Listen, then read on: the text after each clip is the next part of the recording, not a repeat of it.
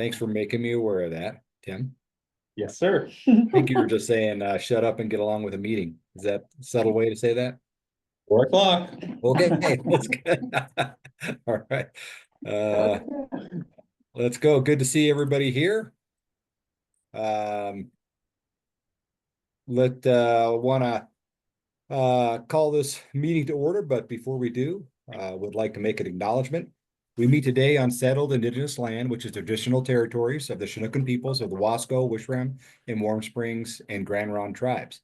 Let us honor this land and its traditions, native stewards, past, present, and future, and strive today to embody a commitment to cultural equity and reconciliation, ecological conservation, and sustainability. I hereby call the meeting to order at 4:01 p.m. Tia, will you do a roll call, please? Greg, Chair. Here. Megan Ramey, Vice Chair. Here. Tamara, Secretary. Here. Megan Larrabee. Here. Elazar. Gisela. Here. Matt. Here. All right. All yours, Greg. Okay, thank you. On to agenda item number 3, which is approval of the December 18th minutes. The minutes were included in your packet. Hopefully everybody had time to review. Are there any changes anybody would like to make?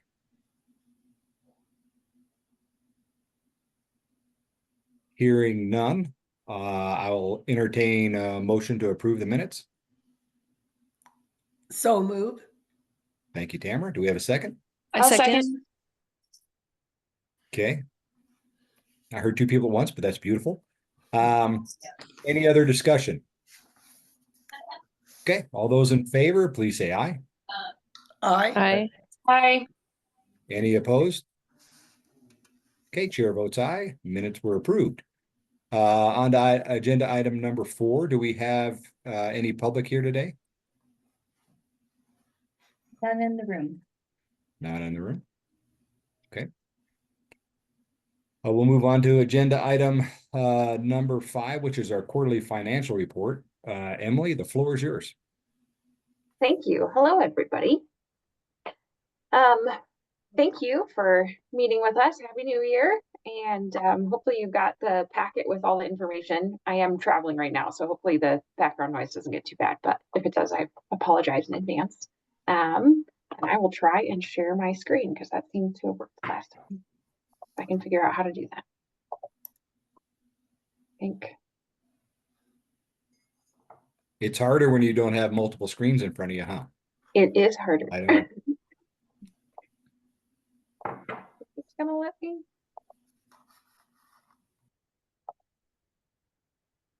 Okay, I think we should all be there. Looks good. We can see it. Okay, hopefully you can't see yourself too. I don't know if it shares your videos also, but okay.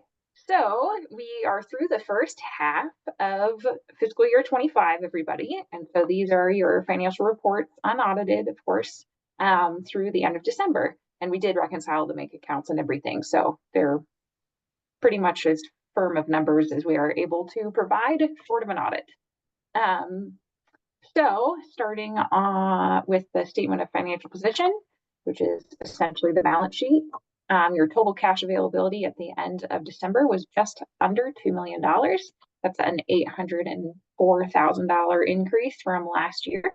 Again, as we've talked about previously, a lot of that had to do with redistribution of funds between accounts. So the biggest changes were, of course, the LGIP. That is your own LGIP this year, as compared to keeping it with the county's money last year. So that's the biggest change at $1.5 million.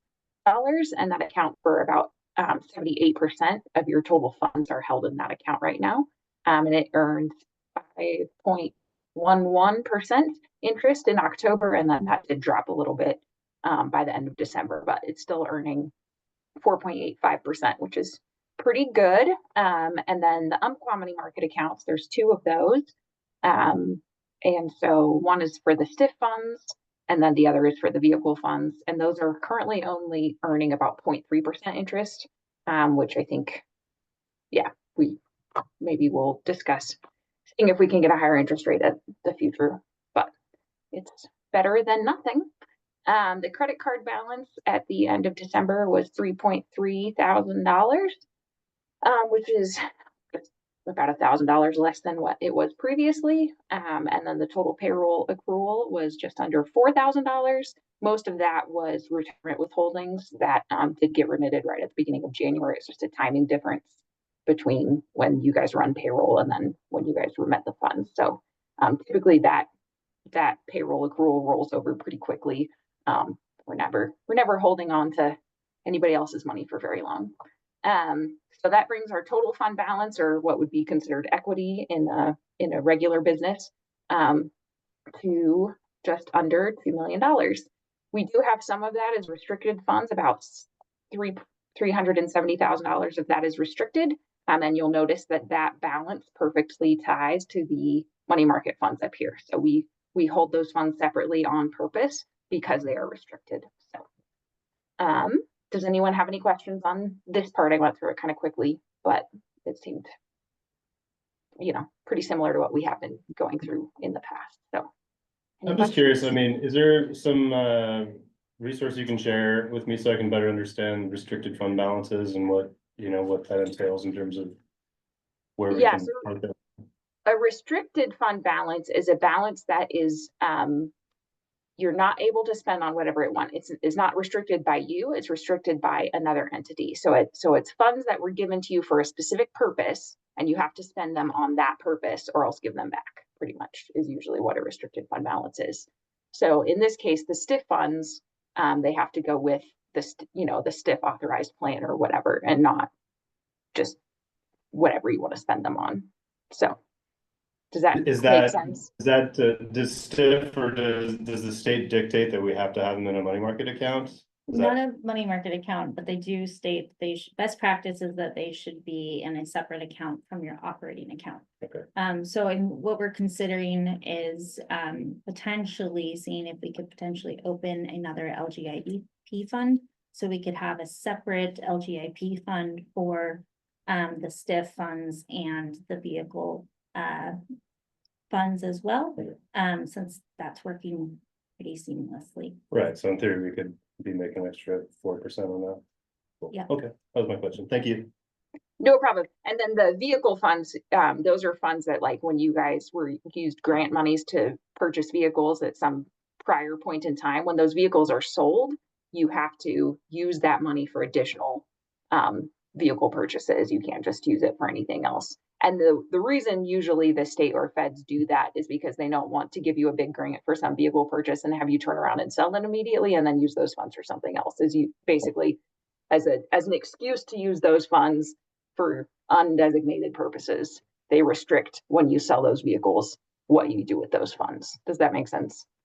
Yes. Thank you. You can also use those for match too. Okay.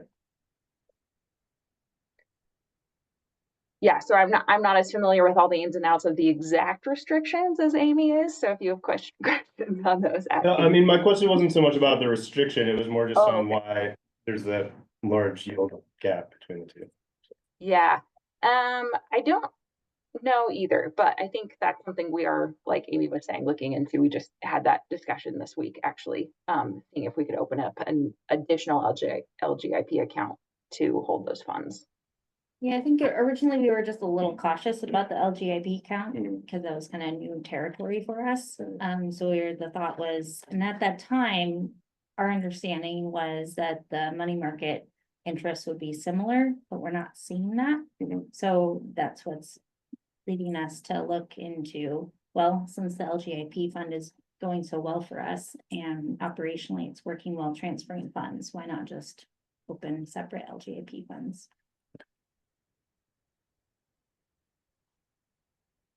All right. Thank you. Are there any other questions? Yeah, I love the discussion, so thank you.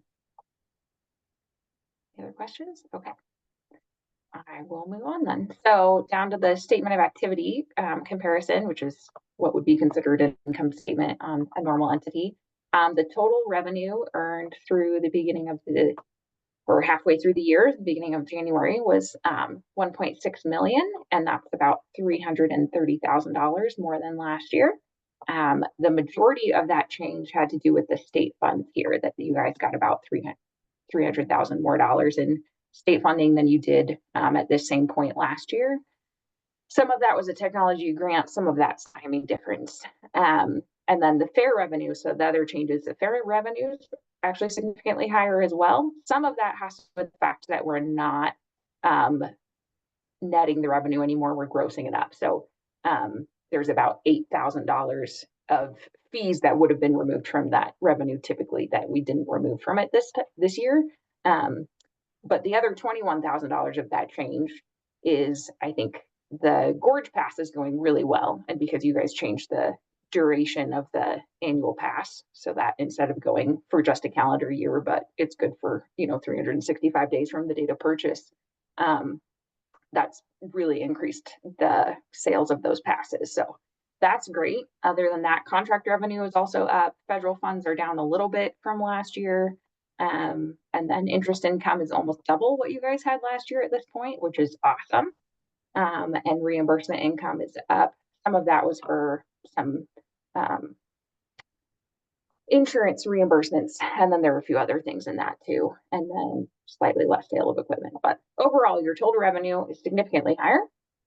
Moving down to cost of goods sold. So the total cost of goods sold through the end of December was $318,000, which is about almost $19,000 more than the prior year. The fuel is significantly down. So cost of goods sold, we break down into each category, since that's, some of our biggest expenses. So fuel, obviously we don't have control over the fuel prices, unfortunately, but it's much better than last year. So we're beating budget by about $57,000, and we're under the prior year's expense by about $32,000. So that's pretty good. Vehicle expense is the one area that's quite a bit higher.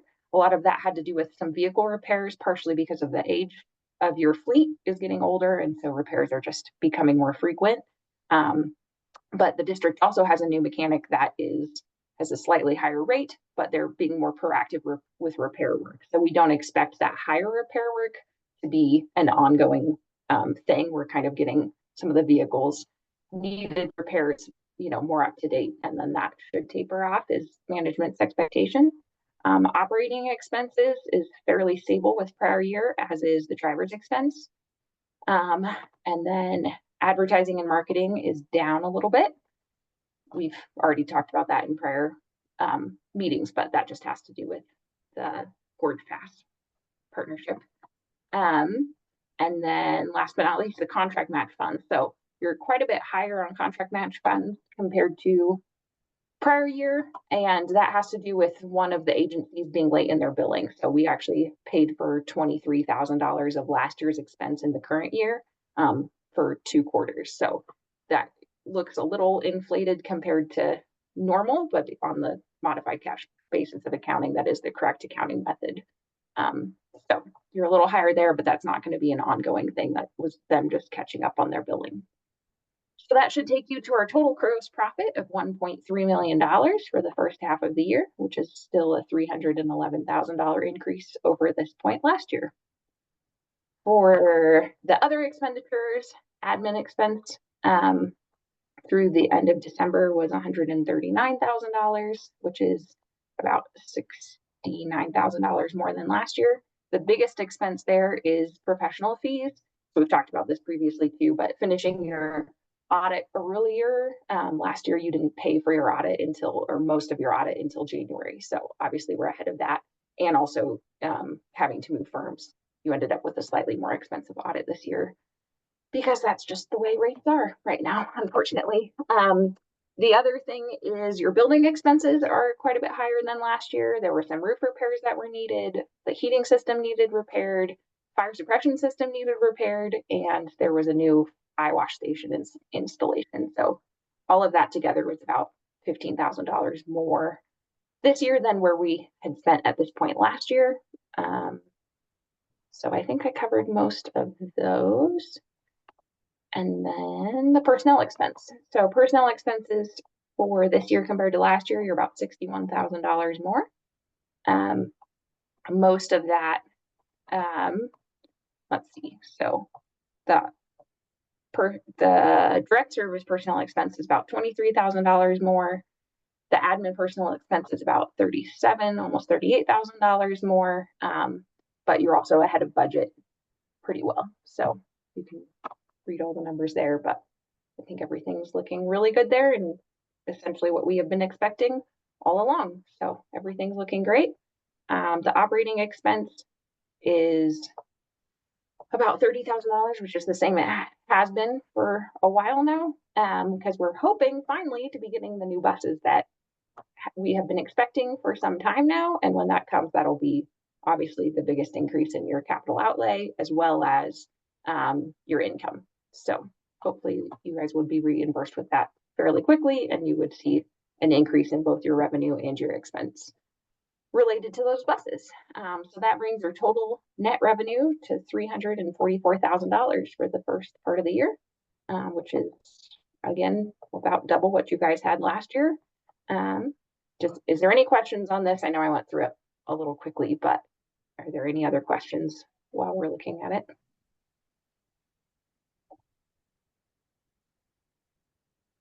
No? Okay. So moving on to our other notes, on an accrual basis of accounting, your accounts receivable as of the end of December was just over $7,000. All of those are current. And then your accounts payable was just under $14,000. Those are also all current.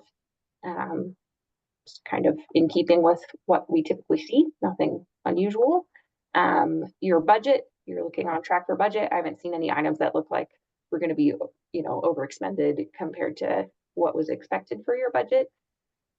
And I know management's looking at starting the budget process fairly soon for the next fiscal year. So the other updates are the fair revenue. Again, I mentioned this a little bit earlier, but the fact that we're not netting the fair revenue, we're grossing it up. So we're separating out those expenses for the merchant fees and the revenue from the revenue so that you can see both of them more clearly.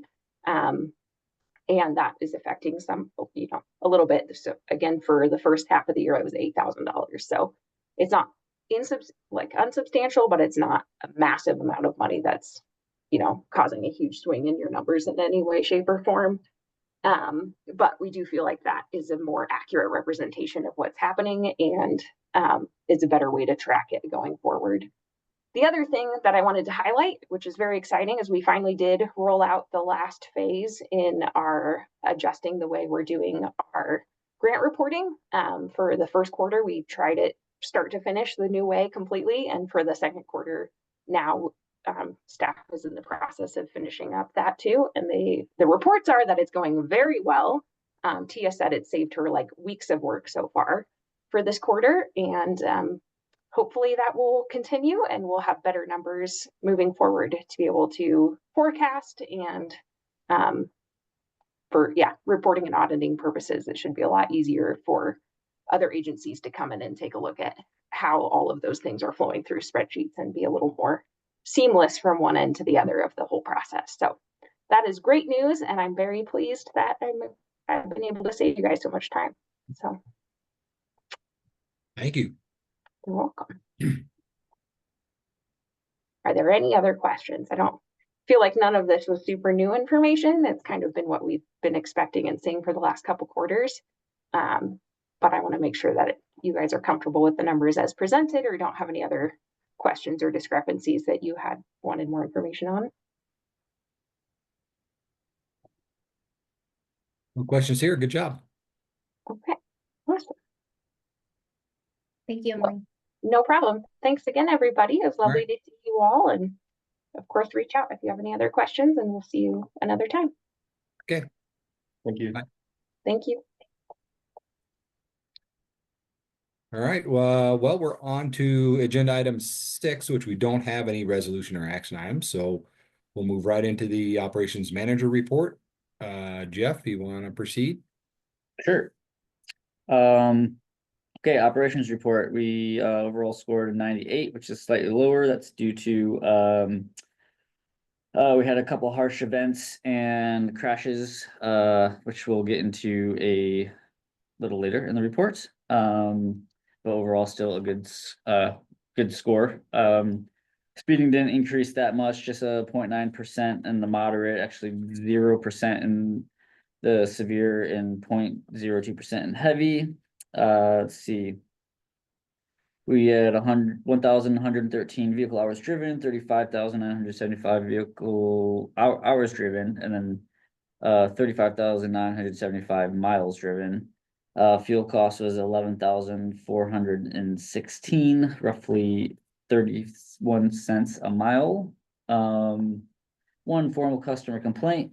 Vehicle incidents were 3, customer incidents were 1, and here they are. Formal complaints. A passenger expressed concern regarding the Troutdale bus stop, noticing the lack of shelter from the elements. They suggested relocating the stop to the Dairy Queen. Vehicle incidents. The 530 Columbia Gorge Express westbound was struck on I-84 by a truck entering the left lane. Driver safely pulled over, confirmed all 10 passengers were unharmed, and continued the route after the police took a report. While parking the 216 bus, the driver backed into the middle spot. This is in our bus barn here, and struck the front passenger side of the vehicle 470 and did some body damage that we will likely not repair due to the age of the vehicle and that it's cosmetic. The Columbia Gorge Express westbound bus on I-84 was sideswept by a fifth wheel camper trailer, damaging the right mirror and wheelchair door handle. The passengers reported no injuries and both vehicles remain drivable without police assistance. There's an insurance claim in progress for that vehicle. Okay, incidents. During a deviation on Upper Valley service, the driver observed a customer on the ground that was convulsing. The driver called 911, provided comfort and ensured the area was safe, and waited for emergency services. Medics arrived promptly to the scene, and the route continued after receiving clearance. And then as far as the harsh events, those were related to the crashes, and then there were a couple that I'm kind of just trying to figure out that we dismissed when reviewing the video. The buses were parked at like a bus stop, and so it was stormy weather. I'm not sure if there's something with the sensors, but we couldn't see why that was detected by the software. So every now and then we have I guess misinformation that we dismiss from those. We still review it and just assess that it's not something we need to follow up on. New vehicle update. We are supposed to see them next Tuesday, January 22nd. There's one final thing happening on the wrap, and then once the graphics are done, then they're supposed to be shipping them after or whatever Tuesday evening is what we were told, pending the graphics. We did see some pictures. They're looking pretty nice.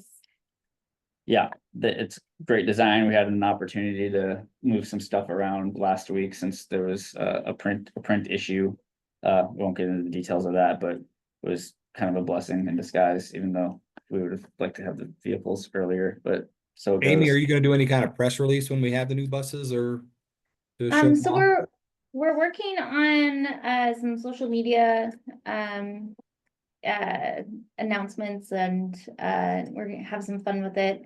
We actually, a local, I think it was a 6th grader, sent me a really cool video that we were thinking about using and potentially helping to announce the new vehicles. So not a press release, Okay. but mostly just social media announcements that us and our partners will put out. And yeah. Okay. Cool. Gorgeous Mountain update. Gorgeous Mountain's going great. The new vehicles are, the drivers are reporting that they have more power and are feel much safer to drive. We have been receiving a few complaints about the new ski racks that are related to the debris of the back of the bus, which we kind of anticipated anyways. The Hood River High School engineering department actually reached out to us and said they would like to troubleshoot. So a solution to help mitigate some of that highway rock that is getting on people's gear. In the meantime, we're also suggesting that, you know, if people are concerned, since it is kind of a cosmetic thing, you can wipe the rock soot off. That if people are concerned, that they can to look for, they make these soft cases basically that just protect the bases of skis and snowboards. Our ridership is awesome on that, considering we didn't even run a full month and are seeing 10 riders per hour already on the run. And then and then other vehicle updates, just so you guys are in the loop.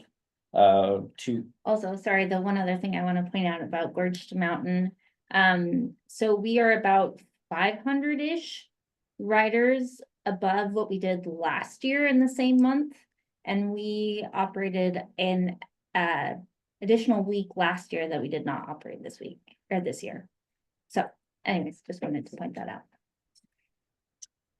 Okay, the vehicle repair update, just we have this, one of our newer buses, bus 204, has been having issues where it keeps on just dying, and it's been, our mechanics have looked at it, couldn't resolve it. The bus sat at Ford in the Dells for over a month. They're working on it, supposedly resolved it, got it back, had it for a day, it died again. It's back at Ford again. They're trying to troubleshoot it and figure out why this keeps happening. And we just lost the trends. I don't know if that's the right word. We're having transmission issues with 121, which is our main dial-a-ride bus. Likely gonna have to go through a semi-long process to get to figure out how to, if we repair the transmission, then it means that we have to extend the useful life of the vehicle, so we have to make a determination if it's worth repairing or just waiting out its useful life and looking for alternative options. Short story, we're really hoping to get those new vehicles next week to help with some of these the vehicle mechanical issues that we're having more frequent. Oddly enough, our oldest buses are running the best. Cool, and then we've got, Sorry, before we move on from the updates, there was a couple other things about the Gorge to Mountain Express that we just wanted to make sure was on your guys' radar. With the really superb ridership, there have been some issues where we've been completely at capacity. Either going up the bus or up the mountain, which we've just, unfortunately, we haven't been able to serve those people. But then going down the mountain, and we've been working with Meadows staff to make sure that employees are using the Meadows buses to come down the mountain, so that cat riders can, or non-employees can make sure they get a ride down. Sometimes we have sent a second bus up there for that last run. That's not something we can do all the time because of budgetary reasons. So we're keeping an eye on it. I just wanted to make sure you guys were aware because of those implications. Are there specific days we're seeing that? Is it more like a Saturday, Sunday kind of issue? yeah, totally. Has the Meadows management been any help on the issue? Yeah, we were working together with them at the beginning of the year and kind of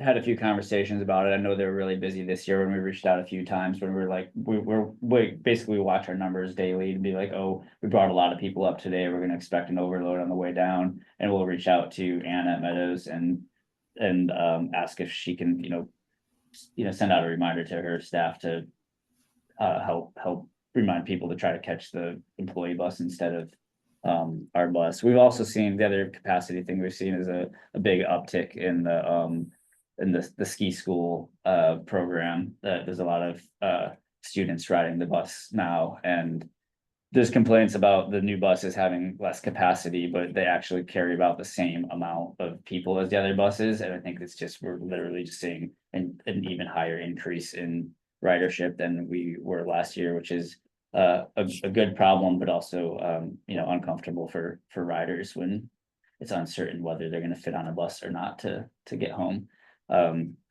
yeah, hopefully we can increase service at some point, but right now we're working for what we got. Cool. Anything else I'm working on? That's it. Okay. Cool, employee of the month is Gene Jones. He's one of our newer part-time driver. He has an outstanding attitude and consistently goes above and beyond to support our team. As a part-time driver, he's always ready to fill shifts on short notice, demonstrating impressive adaptability and a willingness to help whenever needed. Gene is also a fast learner and an extremely safe driver, which makes him an invaluable asset to our operations. And we're fortunate to have him on our team. Cool. And then ridership report, it's just not too much to call out, other than we're about 24% up from last month, and the Gorge to Mountain ridership, which is very high riders per hour, and the Upper Valley is increasing, has decreased again, and that's, that was last month was the first month that we went from 6 laps to 4 laps. Or second month, first full month. No, it was the first month. Yeah. Half month of it, yeah. But anyways, there was a reduction in that service. And less opportunity for people to ride, and we've been moving those. When we have an overflow of deviations, we're now offering Upper Valley riders can now use our dial ride service to try to fill in those gaps where that service was. Cool, that concludes my report. Thank you very much. Appreciate it. We're on to agenda item number 8, which is executive director report. Amy? Perfect, thank you. So the first item is federal funding reimbursements update. This is informational update only. And this is I think an ongoing piece that I'll probably next couple months will be giving updates to you all on as I get more information.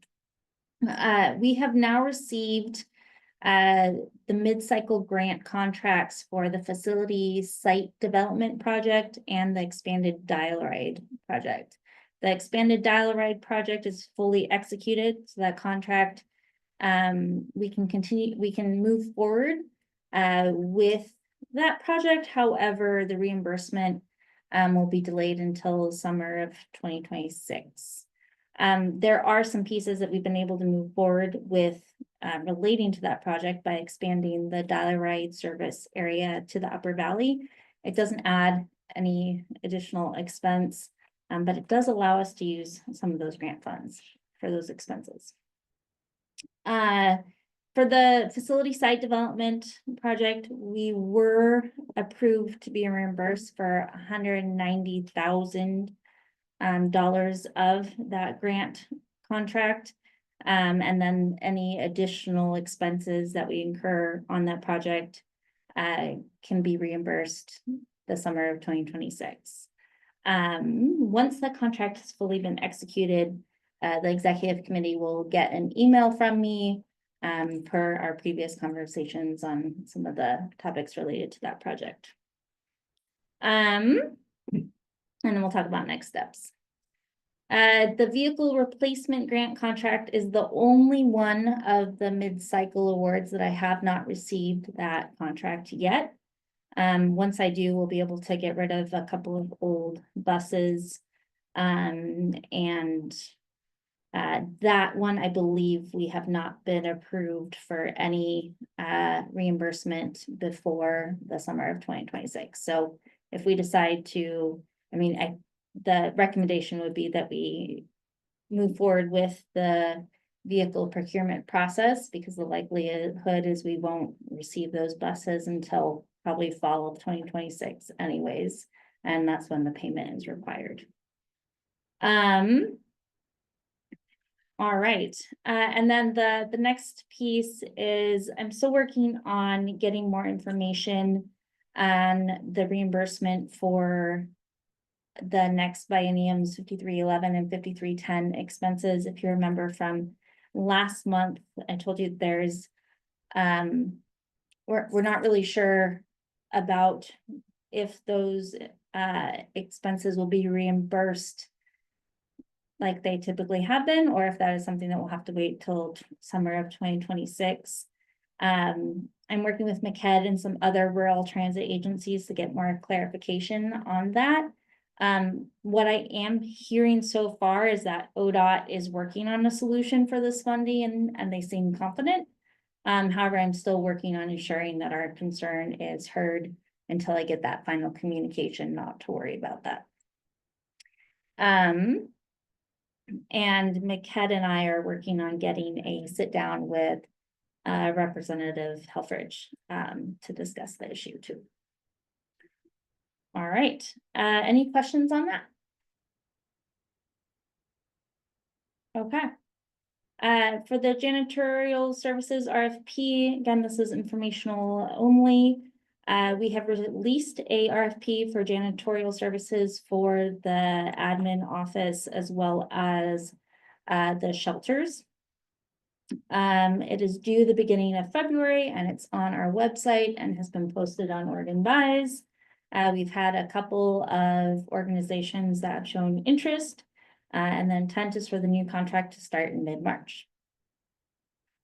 For the potential upcoming building expenses, again, this is informational only. As Emily alluded, we continue to see some expenses for the building, unforeseen expenses.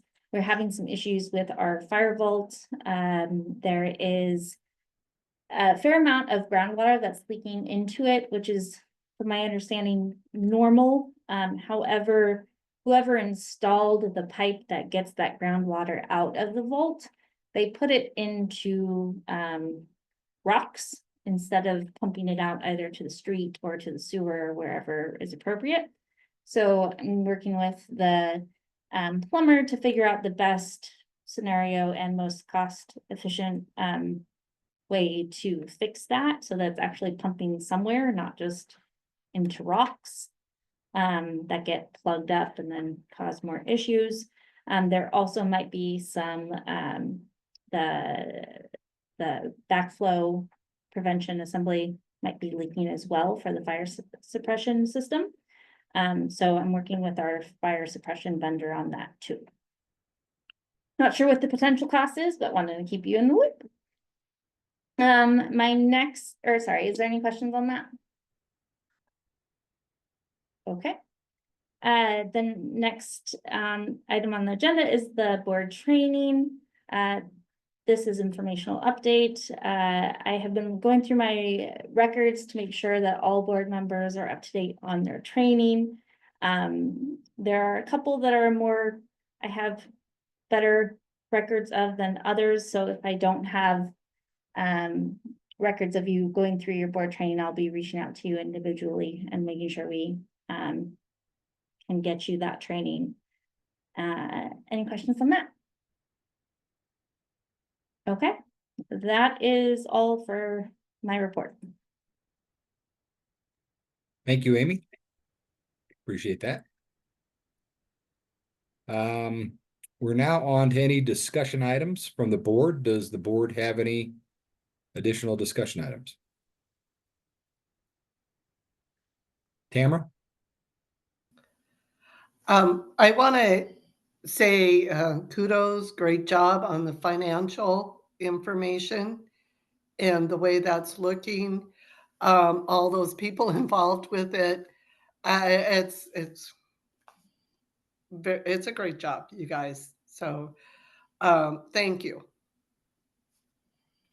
Thank you, Tamara. Any others? I do have a quick one and just wanted the board's input on this. I was speaking with Amy earlier. And we haven't had any items on our agenda like the last few times that required a resolution or action item.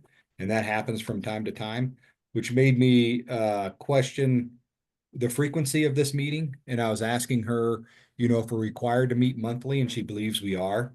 And probably just like you guys, I'm on a few different boards, and I just had one yesterday and another one today of another entity, but those are both just twice a year. One is 3 times a year, and I'm on a different one that meets quarterly. So she's going to investigate. There may be, different ways that we could meet on a different rhythm, and maybe it doesn't need to be every month, just to reduce the number of meetings. And at first I said, could it be bi-monthly? But in tune or in line with our budget cycle, our audits, our grant funding, it has to be timed correctly, or it could be 2 months and then a month off or something else if there aren't any big items. But I didn't want her have her investigate that if the board didn't believe that would be a good option. Just trying to respect everybody's time as we go through some of this stuff, because we get great information, and we do that. But if there's not any big actionable items, we could probably just be sent an email with the updated financials and probably be okay, or the operator's report, maybe, the operations report, and look at the numbers and email if we have questions. But wanted your thoughts on it. I would be in favor of bi-monthly, or even quarterly if it lines up with the quarterly financials, especially knowing how much time it takes for staff to prepare for these meetings. Yeah. Okay, thank you, Megan. And there still will be meetings with the executive committee just to get some things done for Amy and the team there. So that's not out of, there's still time that needs to be spent during that, but just respect to some of the other board members' time. Any other comments? This is Megan. I support that to make it more efficient, as long as we're not, missing things. Correct. So Okay. I'm flexible. I appreciate it. All right. Thanks, Megan. All right, sounds good. What I told Greg, so right now it is in our bylaws, but since Matt and I are going to the SDAO conference in a couple weeks, I think that's a great opportunity to make sure we're talking to the right people to understand if there's any other requirements that are implications that are requiring us to do that monthly. And if not, if we can change it to a different cadence. And then again, I do support the executive committee meetings, maybe on a more frequent basis, just to make sure that there's I'm not going down the wrong road on some things. Okay. And I want to add that even if the executive committee is aware of a more frequent time, it can be different time, it can be a half-hour time, that something, just so that we're showing the public that we are engaged with the program. Great comment. Okay. Thank you, board. Appreciate that. Any other items for discussion? Megan? I have a quick one. So knowing that transportation bill is coming up, I got sent essentially a draft letter for an op-ed in I believe he said the Oregonian, to talk about the need for active transportation funding and maintenance. And it was glaringly obvious that transit was missed from that, because again, like I said last time, a lot of the money is going into these like billions of dollars are going into these 3 Portland mega projects. And so I'm wondering if there's been any talk of the rural transit agencies, or just transit in general, writing an op-ed talking about the need to fund transit. Op-ed, no, but that's a good idea. I have been part of the Oregon Transit Association meetings. It was yesterday, I think it was. And they talked about it quite at length. We do have, so the lobbyists that are part of the Oregon Transit Association, and we also have some lobbying power through the special districts, are actively involved in these discussions with the transportation bill and the STIF funding specifically. What I did talk about yesterday at the Oregon Transit Association meeting was that for many rural agencies, even like ourselves, the additional STIF funds isn't just needed to add more service or to implement transit master plan projects. It is to keep current services. And so what their suggestion was, and what I'm working on doing, is kind of creating a graph of, if they keep our funding at the same, what that means for us in 2 years' time. I guess a very typical line of approach that's kind of being given to legislators is that more money is needed because of inflation. That's not just the case for rural agencies. And we're seeing other pressures, for example, the 5311 formula funding that we get, that might get reduced in a couple of years' time, or for not this upcoming biennium, but the biennium after that, because there are new agencies that are trying to get approved for that funding. So that pot doesn't grow, it just kind of expands, so it reduces everybody else's pot of funding that they get. So I brought up that, but then also the fact that many of these rural transit agencies are dependent on discretionary funds, because we have applied for discretionary funding, created pilots, proved that these pilots can work, but now there's no sustaining funding. So we need those STIF funds in order to sustain those once pilot projects that have been shown to work and to meet the need of our communities. And there's my TED Talk for the day.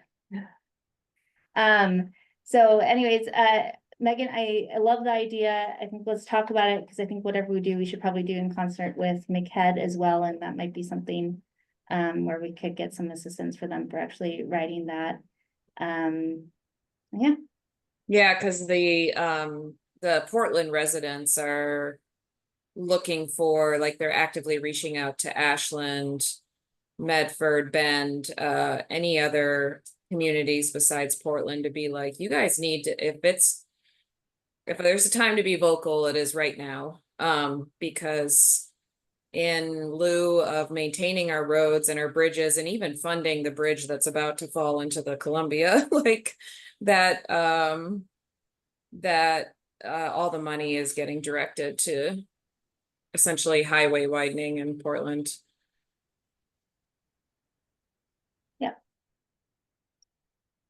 Yeah, and I guess what I'm hearing consistently is, okay, if you don't get this funding, show how that's going to impact your riders, show how that's going to impact your community members. So that's what we're working on. Okay. Any other?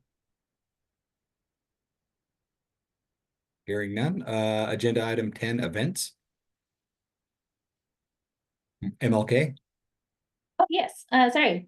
President's Day is coming up on Monday. MLK. I'm okay.